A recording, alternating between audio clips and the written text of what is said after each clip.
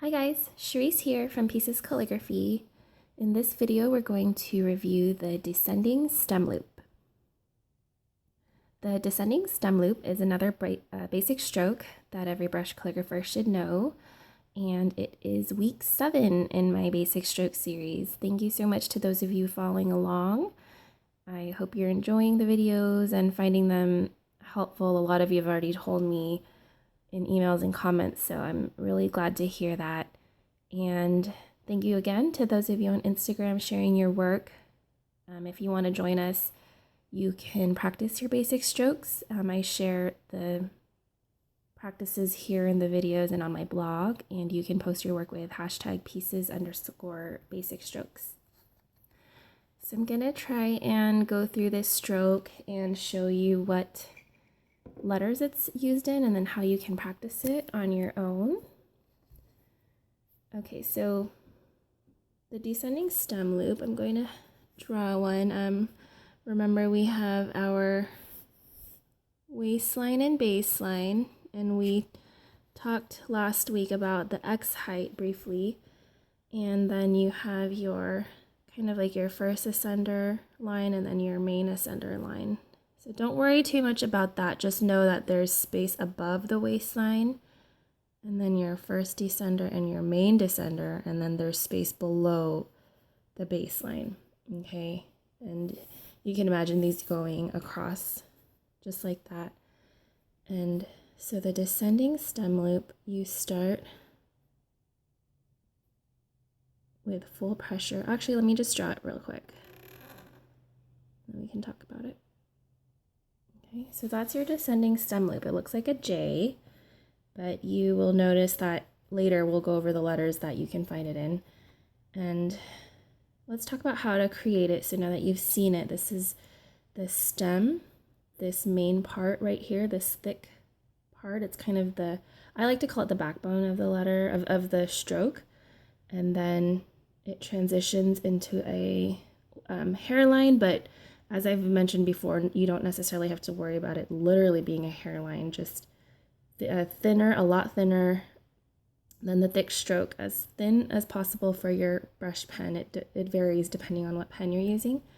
And then it finishes curving around up to the waistline with a thin stroke. The goal is for this finish or the tail to be as thin as possible.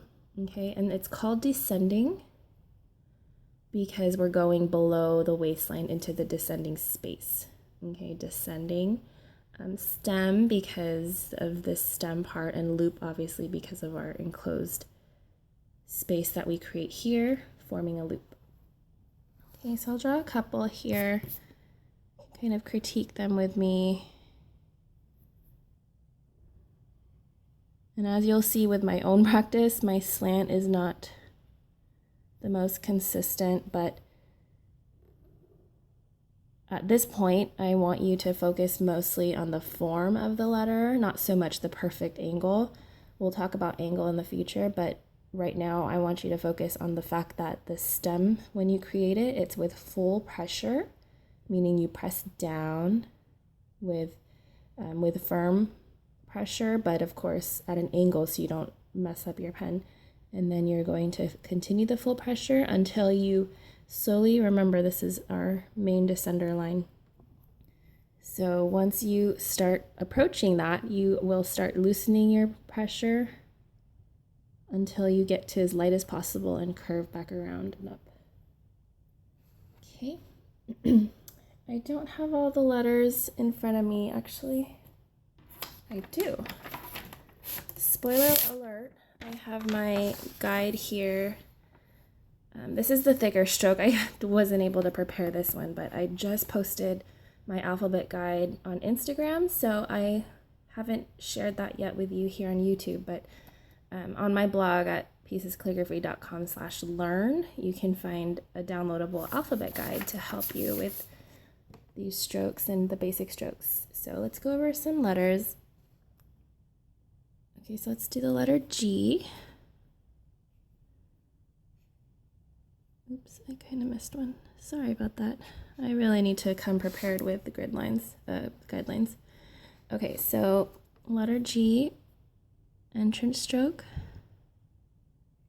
oval, descending stem loop. You're probably thinking, Charisse, what happened to the different colors?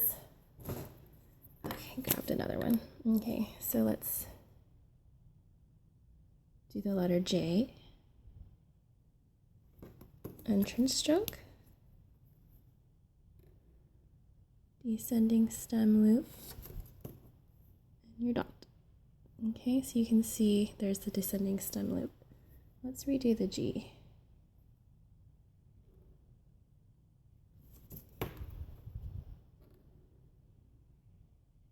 Okay. Not very many letters with the descending stem loop. The letter Y, so entrance stroke, underturn stroke. That was week 2 stroke. Descending stem loop. Okay. So those are the letters that you'll find the descending stem loop in. And let's go ahead and go over some practice drills. Okay, so practice. You can always just start, as I do with all of the basic strokes, with doing a series of the descending stem loop. Just do this for a line and kind of go back and critique your strokes. For mine, I like the consistency of my slant here. And something I needed to point out, which I didn't mention earlier, I should have.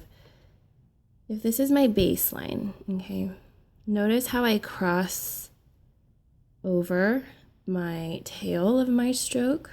I cross the stem a little bit below the baseline, okay, and that is intentional. It's just something to strive for. And then you can also connect them. So remember, finish at the waistline and then pick up your pen a little bit and start to the side. I kind of made these a little too close. Just like that.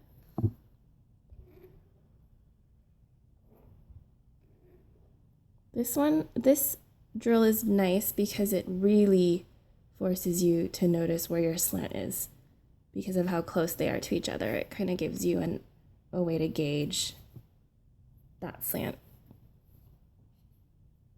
And then lastly, you could, I keep messing that up. Okay, so lastly, you could also just practice the letters we did earlier. I honestly think the letter J is the best one because it forces you to see, like after you do the entrance stroke, you go right into the J. Kind of going out of order here, sorry guys. You might want to do this practice first before doing the connecting one, and I'll specify that in my blog later. Okay, so I would practice this first, just singles by themselves. This one second, because you're connecting basically just one stroke to the descending stem loop. And then I would do this one where you're connecting them all together. Okay, so I hope you enjoyed that video on the descending stem loop. Let me know what you think in a comment below. I hope you subscribe to my channel because I've been pretty good about posting videos every week, and definitely head over to my blog at piecescalligraphy.com to see the accompanying post for this basic stroke, and I'll also provide a link in the description below. And remember to follow along on Instagram at piecescalligraphy and post your work with hashtag #pieces_basic strokes. I love seeing your work, and let me know what questions you have. I'll try to get to as many as I can. And thanks for watching again, and I'll see you guys next week. Bye.